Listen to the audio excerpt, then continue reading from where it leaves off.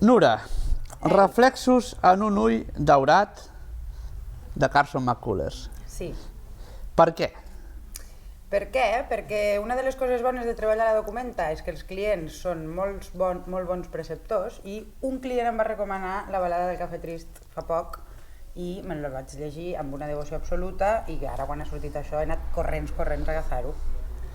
Jo no el coneixia, després he vist que n'havien fet una pel·li, que sortia Marlon Brando, que sortia Liz Taylor, i no sé qui feia l'Anacleto, però és que clar, aquí l'Anacleto és molt important. Sí, l'Anacleto és un dels millors personatges total i tots nosaltres volem un Anacleto a la nostra vida. No ho sabem, però el volem. De fet, bueno, jo no he sentit parlar, ja t'ho dic, i crec que, bueno, jo m'ho he passat molt bé, està molt ben escrit, escriu molt bé aquesta noia que ja és morta fa uns quants anys. Que és georgiana. De Georgia. Però que sempre escriu sobre uns Estats Units del sud, així com...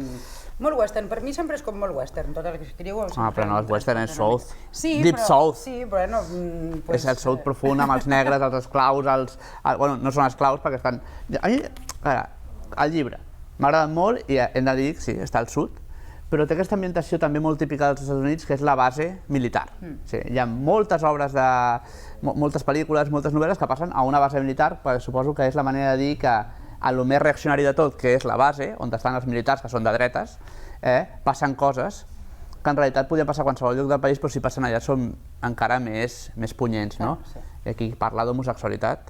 Parla d'homosexualitat, d'infidelitat, hi ha tota una cosa com d'uns silencis de tot allò que no es pot dir, és tensa, és molt tensa. I ho diu.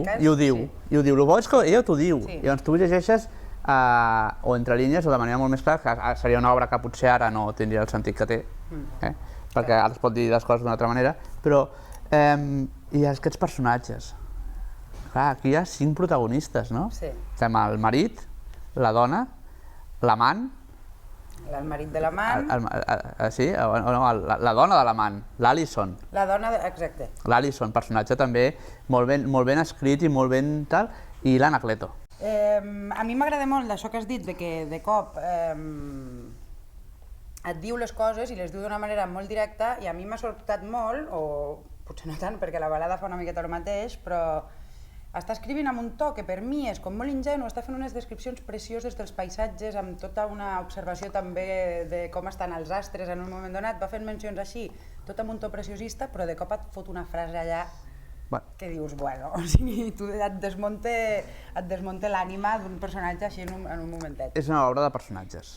També hi ha el soldat, el soldat que no l'he citat i és superimportant perquè en certa manera és el personatge extern a aquest drama però que al final acaba sent important. Bueno, ho pateix molt en primera persona, precisament. I una altra cosa que ha sortit sempre quan hem parlat d'aquest llibre aquí a la llibreria, que n'hem parlat molt amb clients i tal últimament per culpa teva, és el fet que tots acabem parlant de Aquí a l'eternitat. Una altra gran pel·lícula que veu també d'una base als Estats Units on totes aquestes coses passen allà amb molts personatges que tenen les seves vides allà amb històries cada un, no? Per tant, una cosa ens hi porta a l'altra, és un llibre contemporani a la història d'Aquí a l'eternitat i per tant, tant una cosa us pot portar a l'altra com l'altra es pot portar aquí. Reflexos d'un ull daurat. Carson. Un altre llibre de l'altra editorial.